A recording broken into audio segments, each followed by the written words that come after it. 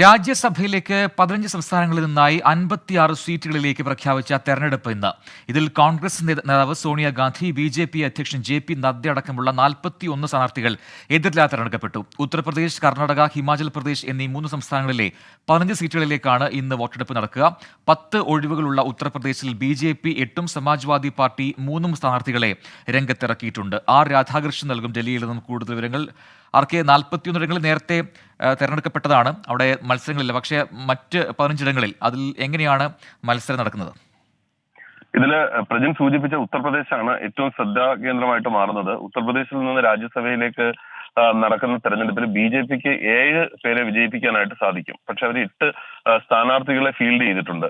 സമാജ്വാദി പാർട്ടിക്ക് 2 സീറ്റുകളിൽ ആണ് ഉത്തർപ്രദേശിൽ വിജയിക്കാനായിട്ട് സാധിക്കുക. ഈ 10ാം സീറ്റിൽ ഇരു പാർട്ടികളും തമ്മിൽ നടക്കുന്ന മത്സരമാണ് ഏറെ ശ്രദ്ധേയമായിട്ട് മാറാനായിട്ട് പോകുന്നത്. നിലവിൽ ഇന്ത്യ സഖ്യത്തിന്റെ ഭാഗമായിട്ടുള്ള സമാജ്വാദി പാർട്ടി വിശ്വസിക്കുന്നത് അതിന്റെ ആനുകൂല്യം അവർക്ക് ലഭിക്കും എന്നുള്ളതാണ്.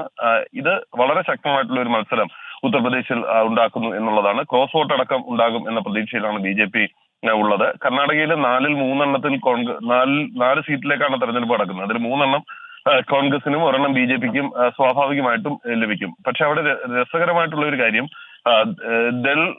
ദളിന്റെ ഭാഗമായിട്ടുള്ള ഒരു 5ാമതൊരു സ്ഥാനാർത്ഥി കൂടി കർണാടകയിൽ മത്സരിക്കുന്നുണ്ട് എന്നുള്ളതാണ്. ക്രോസ് വോട്ടാണ് അവരും പ്രതീക്ഷിക്കുന്നത്. ഇന്നലെ ഉപമുഖ്യമന്ത്രി ശിവകുമാർ ഇക്കാര്യം പറയുകയും ചെയ്തിരുന്നു. അവിടെ ഉള്ള ഈ ക്രോസ് വോട്ട് പ്രതീക്ഷിച്ചുകൊണ്ടാണ് ഇവർ ഇത്തരത്തിലുള്ള ഒരു സ്ഥാനാർത്ഥിയെ ഫീൽഡ് ചെയ്തിരിക്കുന്നത് എന്നാണ് പറഞ്ഞിരിക്കുന്നത്. ഏതായാലും വളരെ ശ്രദ്ധ അർഹിക്കുന്ന ഒരു മത്സരം ഇന്ന് നടക്കാൻ പോകുന്നു എന്നുള്ളതാണ്. ഹിമാചൽ പ്രദേശിലെ 68 അംഗ നിയമസഭയിൽ ഒരു സ്ഥാനാർത്ഥിക്ക് ജയിക്കാൻ 35 ഒന്നാം മുൻഗണനാ വോട്ടുകളാണ് ആവശ്യമായിട്ടുള്ളത്. അവിടെ കോൺഗ്രസിന് 40ഉം BJPക്ക് 25 MLA-മാരുമാണ് ഉള്ളത്. കോൺഗ്രസിന്റെ അഭിഷേക് മനു സിംഗ്വി തെരഞ്ഞെടുക്കപ്പെടാനായിട്ടുള്ള സാധ്യതയാണ് നിൽക്കുന്നത്. അവിടെ ഹർഷ് മഹാജൻ ആണ് BJPയുടെ സ്ഥാനാർത്ഥിയായിട്ട് മത്സരിക്കുന്നത്. പ്രജി, ശരി. രാധാകൃഷ്ണനാണ് വിശദാംശങ്ങൾ നൽകിയത് ഡൽഹിയിൽ നിന്ന്.